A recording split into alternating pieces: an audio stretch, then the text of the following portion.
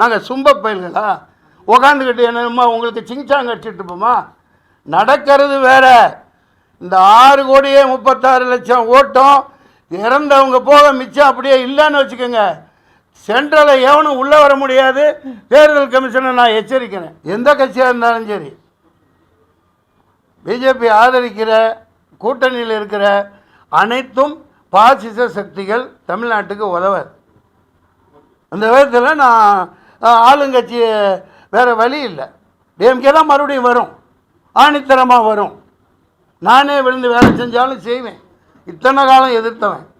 இப்போ வேறு எனக்கு வழி இல்லை. எங்கேயும் செய்வேன். இதுவே என் பிரச்சாரம் தான். எங்கேயும் செய்வேன். நான் என்னோடய போராட்டம், என்னோடய பிரச்சாரம் எல்லாம் கால் பதியும். விஜய் மாதிரி வானத்திலேயே சுற்றிக்கிட்டெல்லாம் இருக்க முடியாது. ஒரு தம்பி ஆதரிச்சேன் அன்னைக்கு. இப்போ பார்த்தா அவர் அது என்ன எங்கே செய்வீன்னு கேட்டிங்கல்ல, இங்கே பார், இந்த கால் இருக்குல்ல, இந்த கால் தடம் கீழே பதியணும். தெருவில் அடிமட்ட தொண்டர்கள் அடிமட்ட இடத்துல, மார்க்கெட்டில், வயலில், அங்கே போய் சந்திக்கணும் மக்களை. வானத்திலேயே உலாத்திக்கிட்டு வான தூதர்களாக இருந்துக்கிட்டு ஹெலிகாப்டரில் போய் இறங்கி ஹெலிகாப்டரில் வர்றவன் பணக்காரனுக்கு தான் சொம்படிப்பான், பணக்காரனுக்கு தான் பல்லாக்கு தூக்குவான். புரியுதுங்களா?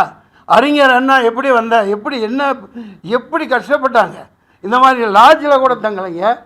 அங்கே போனால் டூரிங் டாக்கீஸ் பேச்சு முடிச்சுட்டு 10 மணி ஆகுது, 10:30 மணி ஆகுது. மேடையில் அவங்களோட உரையை முடிச்சுட்டு உரையெல்லாம் கேட்க நம்ம இப்போ பிறக்காமல் போயிட்டோம்.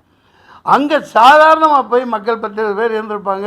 டூரிங் டாக்கீஸில் பெஞ்ச் இருக்கும்ல, அதில் போய் வச்சு படுத்துட்டு காலையில் எழுந்திரிச்சு தண்ணி குளிச்சுட்டு அடுத்த இதுக்கு கிளம்பிடுறாங்க. அப்படி வாழ்ந்தவங்க. இன்றைக்கி தலைவர்னு வர்றவங்களாம் அப்படியே இருக்கான். Special flight, chartered flight. இது சும்மா கற்பனகதி. இதெல்லாம் ஒரு மயிரும் பிடுங்க முடியாது, ஒரு ஆணையம் பிடுங்க முடியாது. இதுதான் விஷயம். ஒழித்து கட்டப்பட வேண்டிய சக்தி இவிஎம் அண்ட் எஸ்ஏஆர் ஃபார்ம்.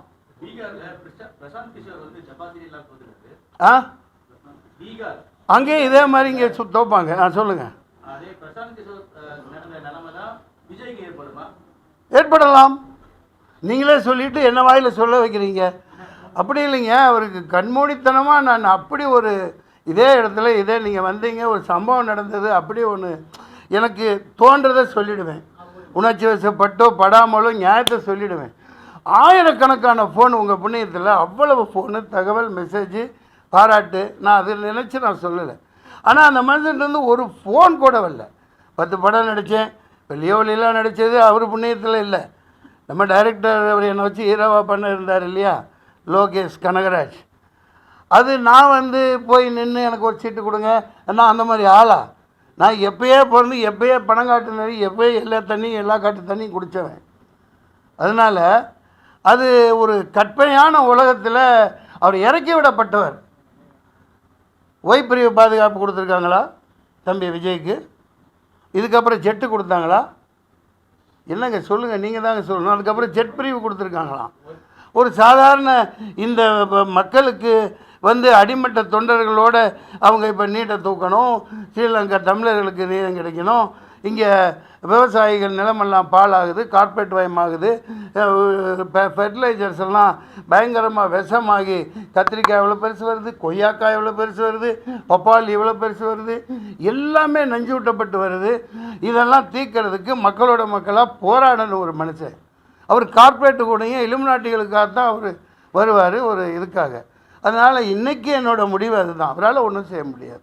நீங்கள் கேட்டதுக்கு பதில் நீங்களே கேட்டீங்க, நீங்களே சொல்லிட்டீங்க. சொல்லிட்டீங்க, அடிங்க. சொல்லிட்டேன். நீங்கள் சொன்னதை நான் சொன்னேன். எனக்கு என்ன பயமா? ஏண்டா எவனையோ கண்டு நான் இது என்ன எனக்கு பயமா? முந்தா நேற்று மனுஷன் என்னமோ அவர் நல்லபடியாக பண்ணட்டும், சம்பாதிக்கட்டும். நிறைய சம்பாதிச்சு சொத்து வச்சுருக்காரு, நிறைய படம் எடுப்பார். ரஞ்சிதமே உதடு வலிக்க கொஞ்சணுமேனு உதடு வலிக்க கொஞ்சிட்டு முட்டி வலிக்க எல்லா வேலையும் செஞ்சுட்டு அவர் வர்றாரு. மக்களுக்கு முட்டி வலிக்க பாடுபடுவார். முட்டியெல்லாம் வலிக்க முடியா நடந்து போனா? போப்பா நீங்கள் வேறு. ஏங்க விமர்சனம் வைக்கணுன்ட்டு வைக்கலைங்க. எனக்கு ஒரு சும்மா போகிற போக்கில் சும்மா தட்டிட்டு போகிறது. எனக்கெல்லாம் ஒரு ஈக்குவல் கிடையாது.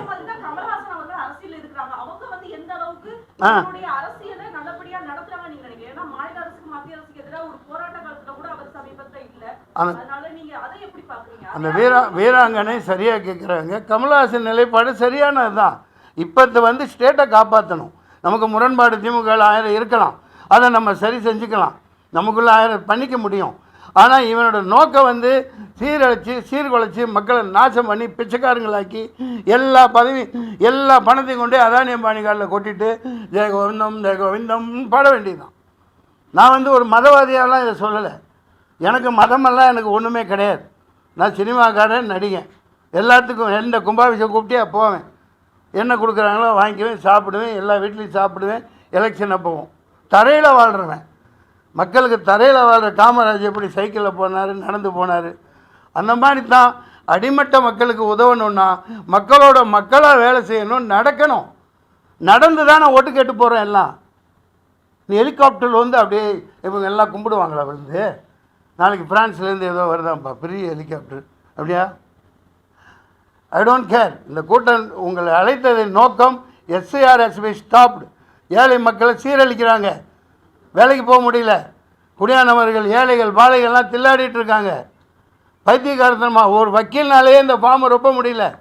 42க்கு முன்னாடி எங்கே இருந்தேன், 2002 எங்கே இருந்தேன், அம்மா பேர் சொல்லு, அம்மாவோட இறந்து போய் 1990 இறந்து போனாங்க. அப்போல்லாம் அவங்களுக்கு ஓட்டர் அட்டையே கிடையாது.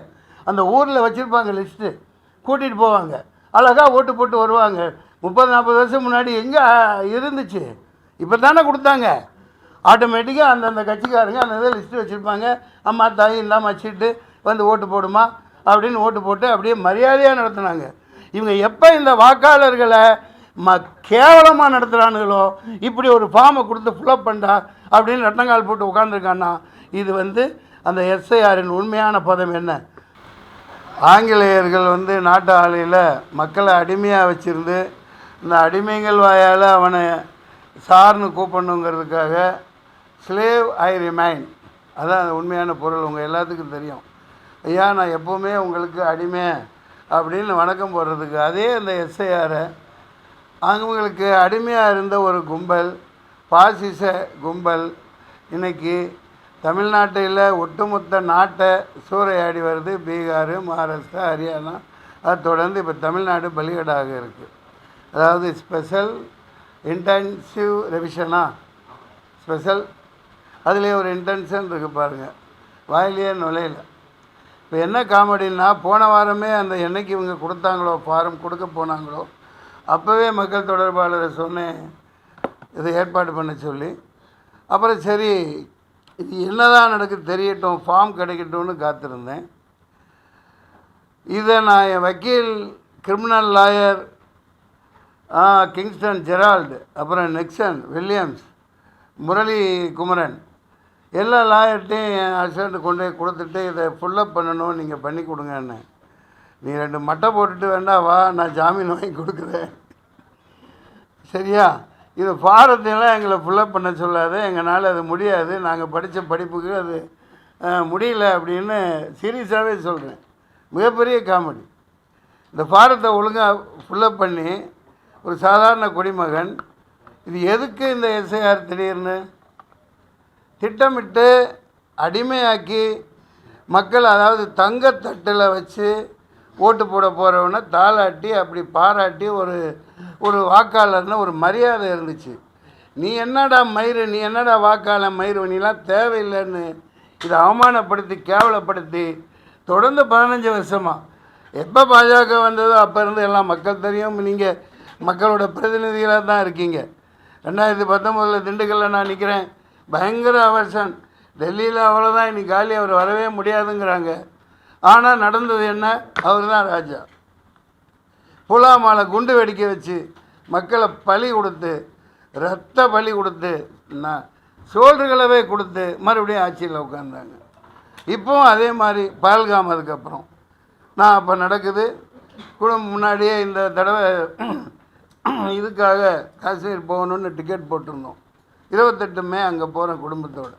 அங்கே போய் பார்த்தா அப்பட்டமாக இது எந்த வெளிநாட்டு சரி இல்லை, உள்நாட்டு அந்த மே மாதம்தான் இந்த அப்பாவி மக்கள் காஷ்மீர் ஏழை பாலிகை அந்த 1 மாதத்தை சம்பாதிக்கிறத வச்சு தான் வருஷம் ஃபுல்லாக அந்த குதிரை கொண்டு போகிறது வர்றது, இந்த விற்கிறது, இந்த மாதிரி வேலைகள் செஞ்சு உதவுற வேலை எல்லாத்தையும் மண்ணள்ளி போட்டு அவங்க மேலே பழிய போட்டு இப்போவும் பாருங்கள் நூற்றுக்கணக்கான வீடுகள் இடிக்கப்படுது. இப்படியே தொடர்ந்து பண்ணிகிட்ருக்காங்க. இந்த கூட்டத்தின் நோக்கம் எஸ்ஐஆர் ஒழிக்கப்படணும். இது வேணாம், தூக்கி போடு. இது என்ன பேங்க் பாஸ்புக்கு வச்சுருக்கேன், இதெல்லாம் எதுக்கு இருக்குது? பேங்க் பாஸ்புக்கு 25-30 வருஷமாக இருக்குது. இது என்னோடய பாஸ்போர்ட்டு. நான் 40 வருஷமாக மக்களுக்கு தெரிஞ்சவனாக இருக்கேன். பாஸ்போர்ட் ஆவணம் இருக்குது. இதுதான் ஆதார், இந்தியனின் அடையாளம்னு கருவேலியெல்லாம் எடுத்தாங்களா இல்லையா? ஆதார் இதை தூக்கி குப்பையில் போட்டாங்க. எதுக்கு இந்த ஆதார்? எல்லாம் கைரேகை எடுத்தாங்க, எல்லாம் எடுத்தாங்க. அப்புறம் இது பாருங்கள், என்ன கார்டுப்பா இது? PAN card.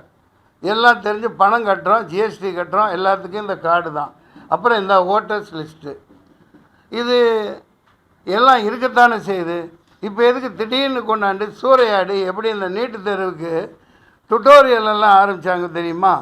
ஆரம்பித்து போய்கிட்டு இருக்கு தெரியுமா? அந்த மாதிரி இந்த எஸ்ஐஆர் ஃபார்ம் ஃபுல்லப் பண்ணுறதுக்கு நிறைய டுட்டோரியல் இப்போ திறந்துட்டாங்க. சார் நாங்கள் பண்ணி தரோம் வாங்க சார்னு. ஆனால் ஓட்டு கடைசியில் இல்லைன்னு சொன்னால் நாங்கள் பொறுப்பு இல்லைங்கிறாங்க. இதுக்கு எல்லாம் மூல காரணம் இந்த இவிஎம். இதை ஒழிச்சு கட்டு.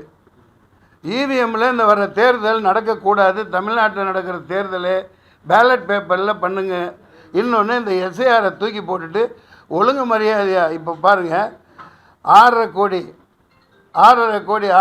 கோடி 36 லட்சம் வாக்காளர்கள்.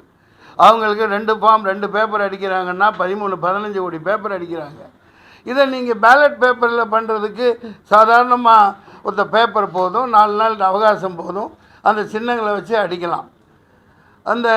ஏன் இதை செய்ய மாட்டேங்கிறாங்கன்னு தெரியல. எதிர்கட்சிகள் எல்லாம் ஒன்று திரடணும்.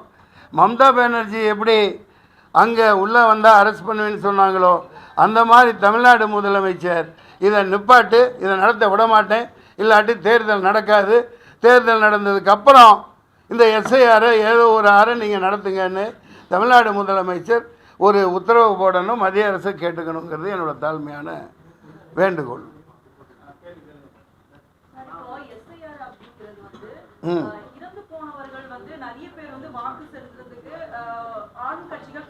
சார்